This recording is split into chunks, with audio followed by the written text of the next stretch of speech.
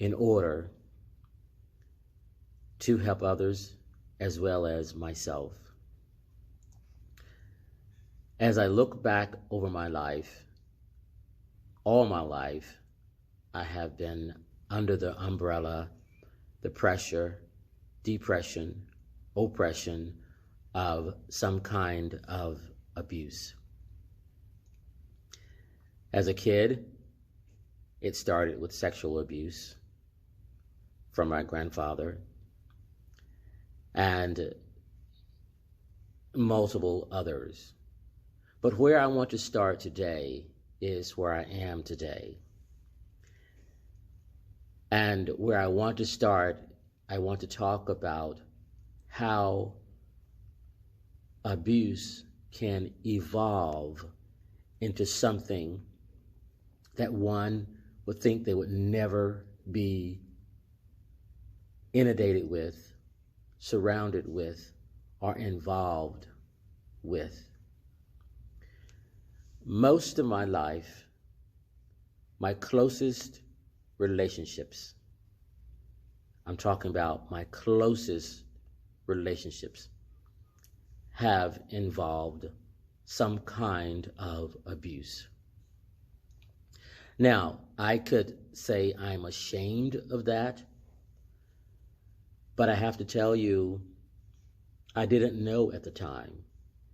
And as I've grown and evolved, studied, listened, sat still in silence, prayer, and meditation, it is very clear to me that my life has been a whirlwind of some kind of abuse. From family, friends, business partners, co-workers, church, etc., etc. And as I speak to you right now, I am still searching for words to try to explain myself and try to explain to you. But one thing is crystal clear. The abuse that we suffer, I believe, for me personally, the things that we suffer in this life, it is for us to grab hold of and begin to untangle the webs and untangle the bamboozlements, if there is such a word, but untangle all the things that tried to hold us back the very moment we came to this planet. That is very clear to me. I believe our biggest and greatest work has nothing to do with wealth and power, but our biggest and greatest work on this planet has to do with untangling the messes, the abuses, the craziness that we were born into. This is how we began to get stronger. This is how we began to breathe in and live into our purpose on this planet. Sure, it's great to have power and wealth, but what good is power and wealth when your body, mind, soul, and spirit is sick and crippled by some kind of addiction, some kind of abuse? It does us no good. And so where I am today, right now, I'm pulling up my socks, putting on my big boy pants, putting on my boots, and jumping in to talk about man talks abuse. You see, most men, they don't want to talk about any kind of abuse, and most men do not like to get intimate in conversation. This has been my experience. But I am stepping out in courage and in faith, knowing and believing that every word I speak will add value, empower, enlighten, and inspire you. Today I'm here in an isolated area, shaking, but with courage, knees knocking, but with courage, heart beating fast, but with courage. Over the years, I've been in a relationship that I can't quite seem to get in alignment with.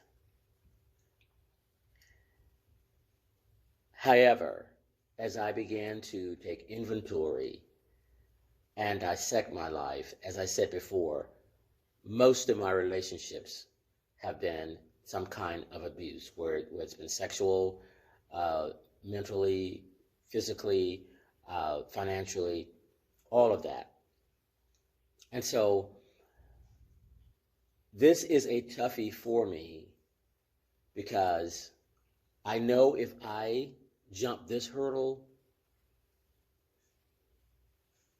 life will be more productive for me. So it is with courage and your courage reaching back to me to try to untangle this web. My first introductory of this kind of craziness was when I began to record back in the day it was called cassettes, and I was on my way to a recording studio with my business partner, and as we were driving, he was driving rather, I was sleeping, I woke up to him masturbating.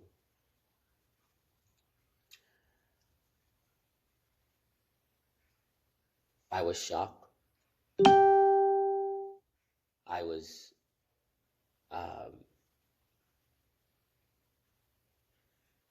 I froze. I did not know what to say. And when I approached him about it, he said to me it was no big deal. Now keep in mind, well, you can't keep in mind until I tell you, but prior to this, he had already known that I had suffered major sexual abuse as a child, all the way through high school and some parts of the military. And I stewed on this for years, how I was frozen, in shock. And in my heart, my mind, my soul, as I began to see pockets of craziness that I had nothing to do with, they were all coming from him, I reflected back on the first time that he masturbated in front of me. And it sank in my soul and spirit many years after that. Wow, what a slow seduction. And It was a slow, intentional seduction.